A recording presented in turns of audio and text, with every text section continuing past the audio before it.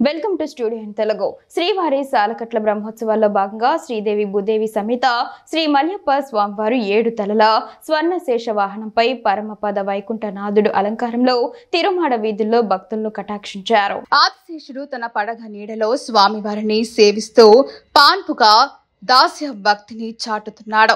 ఆదిశేషుడు శ్రీవారికి మిక్కిలి సన్నిహితుడు. రామావతారంలో లక్ష్మణుడుగా, ద్వాపరంలో బాలరాముడిగా శ్రీమన్నారాయణుడికి మిక్కిలి సన్నిహితంగా ఉన్నవాడు శేషుడు. ఈయన శ్రీ భూదేవి సహితుడైన శ్రీ వెంకటేశ్వరుని వహిస్తూ తొలి రోజు భక్తులకు దర్శనమిచ్చారు.